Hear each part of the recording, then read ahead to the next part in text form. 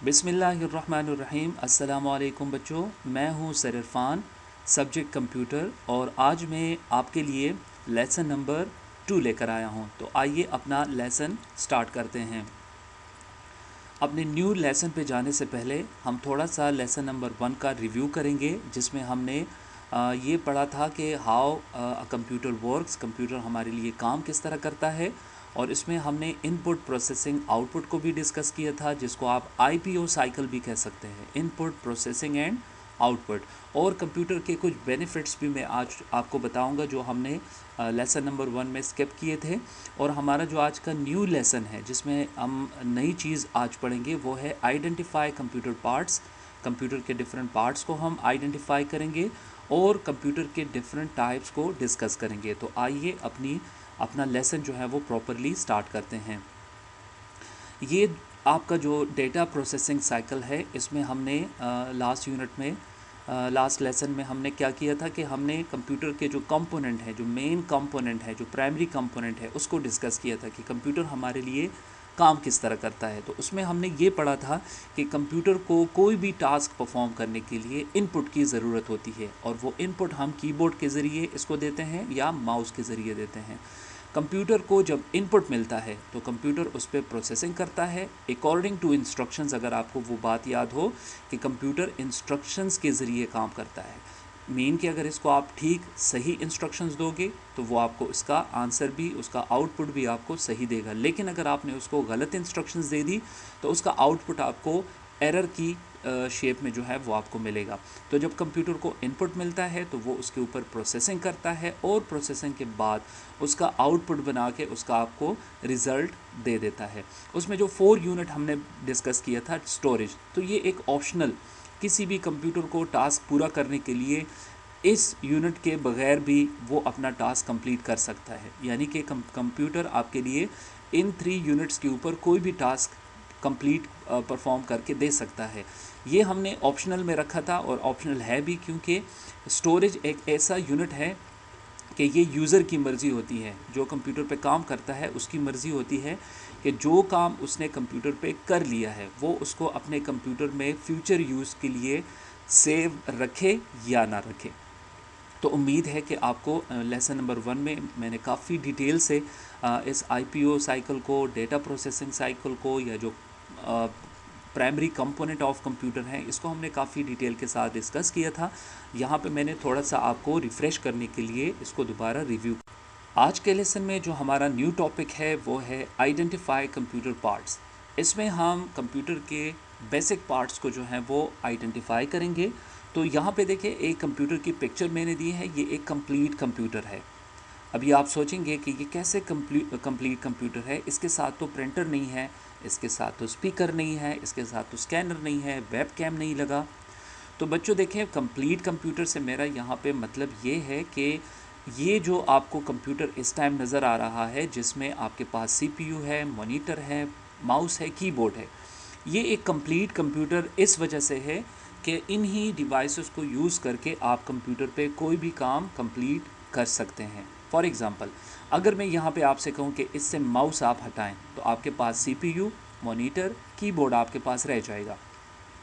और इसी टाइम मैं आपको टास्क दे दूं कि आप मुझे एमएस पेंट के अंदर एक अच्छी सी ड्राइंग बना के दें, तो आप कीबोर्ड के कीज़ को यूज़ करके ड्राइंग कैसे बनाएंगे।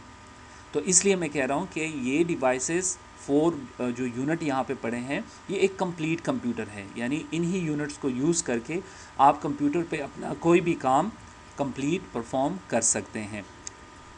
अगर इनमें से कोई भी एक हम हटाते हैं तो फिर हमारे लिए काफ़ी मुश्किल क्रिएट होती है। फॉर एग्ज़ाम्पल, अगर मैं मॉनिटर हटा दूं तो आपको कैसे पता चलेगा कि कंप्यूटर में इस वक्त हम क्या कर रहे हैं।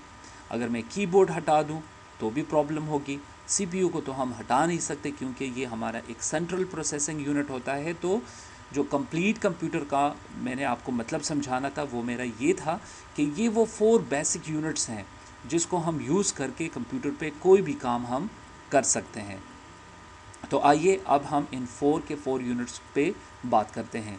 नंबर 1 पे आता है सीपीयू, सेंट्रल प्रोसेसिंग यूनिट। जिस तरह हमने आईपीओ साइकिल में डिस्कस किया था कि इसमें जो सीपीयू हमारा होता है, ये एक सेंट्रल प्रोसेसिंग यूनिट इसलिए इसको कहा जाता है कि कंप्यूटर के जितने भी डिवाइसेस हैं, चाहे वो आउटपुट हैं चाहे वो इनपुट हैं, उनका काम जो है वो यहाँ से गुज़र के जाता है।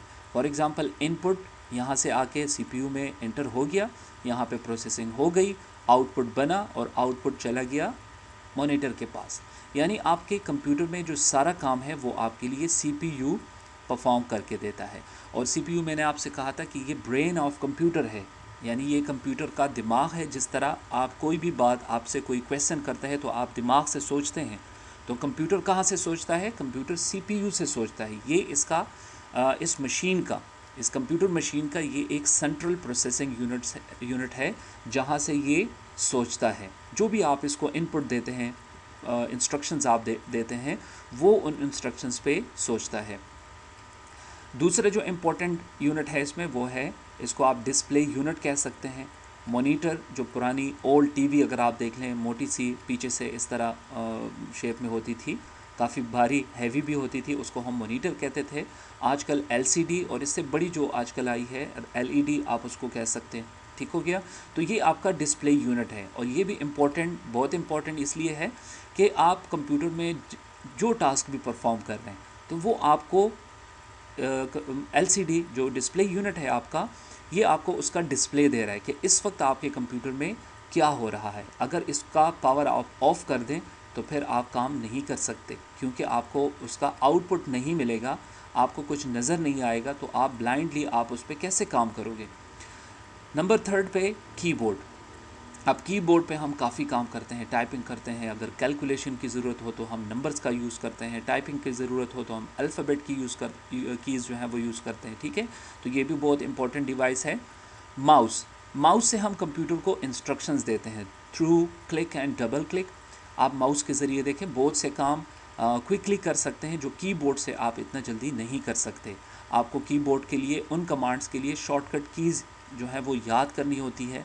दूसरा जो मैंने आपको शुरू में टास्क दिया वो तो कीबोर्ड से बिल्कुल पॉसिबल नहीं है कि अगर मैं आपसे कहूँ कि एमएस पेंट में मुझे एक अच्छी सी ड्राइंग बना के दें, तो वो तो माउस पे हो सकता है लेकिन कीबोर्ड पे वो पॉसिबल ही नहीं है। जितना भी एक्सपर्ट बंदा हो वो कीबोर्ड से एमएस पेंट के अंदर ड्राइंग नहीं कर सकता। तो ये एक कंप्लीट कंप्यूटर जो आपके घर में भी होता है। अब देखें, जो ऑप्शनल चीज़ें थी जो शुरू में मैंने आपसे कहा कि आपके माइंड में वो क्वेश्चन आ रहे होंगे, प्रिंटर। अब देखिए, प्रिंटर वो बंदा रखेगा जिसको प्रिंटर की ज़रूरत हो।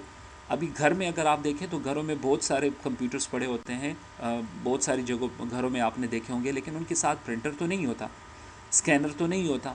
ठीक है, अब जिनको ज़रूरत होगी वो उसको अपने कंप्यूटर के साथ कनेक्ट करेंगे। लेकिन ये वो बेसिक यूनिट हैं, बेसिक पार्ट्स हैं जो अगर आपने कंप्यूटर यूज़ करना है तो आपके पास कंप्यूटर की ये 4 पार्ट्स, ये 4 यूनिट जो हैं वो आपके पास ज़रूर होने चाहिए। ठीक हो गया। ओके, आगे जाते हैं। अच्छा बच्चों, देखें यहाँ पे जो 3 स्लाइड्स हैं, यहाँ पे एक है बेनिफिट्स ऑफ कंप्यूटर, कंप्यूटर के बेनिफिट्स क्या है हमारे लिए, और टाइप्स ऑफ कंप्यूटर, कंप्यूटर के टाइप्स कौन कौन से हैं, और यहाँ पे लास्ट में फिर मैंने कुछ कंप्यूटर टाइप्स के जो पिक्चर्स दी हैं ये आप देख रहे हैं। तो इस को मैं यहाँ पे आपके लिए जो डिफ़ाइन नहीं करने जा रहा। क्यों? उसकी वजह क्या है? क्योंकि क्लास 2 के लिए मैंने इसी बेनिफिट्स ऑफ कंप्यूटर और टाइप्स ऑफ कंप्यूटर्स पे इसी वीक में जो है मैंने वीडियो बनाई है।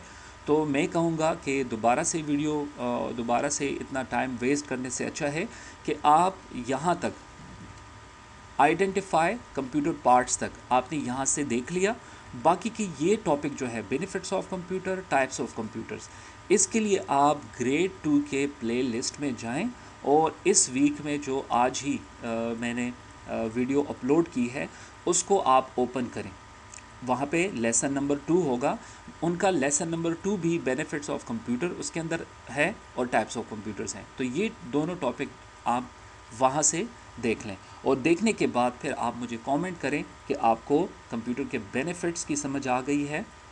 अच्छा, उसमें एक वर्कशीट होगा, अगर वो आप लोगों ने करना है तो आप कर लें, लेकिन वो आपका ग्रेड 3 का नहीं है, वो ग्रेड 2 का है। लेकिन अगर आप करना चाहते हैं तो आप अपने प्रैक्टिस के लिए उसमें जो वर्कशीट है वो आप कर सकते हैं।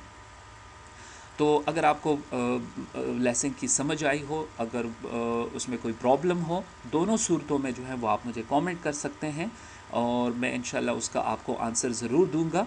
तो आज के लेसन में इतना ही। इंशाल्लाह अपने नेक्स्ट लेसन के अंदर मैं जल्दी आपके लिए दूसरा लेसन लेके आ रहा हूँ। तब तक के लिए आप अपना ख्याल रखें और ध्यान से जो है वो लेसन सुना करें, सिर्फ मेरा नहीं तमाम टीचर्स का। और अल्लाह करे कि मुल्क के हालात जो है वो बहुत जल्दी ठीक हों। Thank you so much. अल्लाह हाफिज़।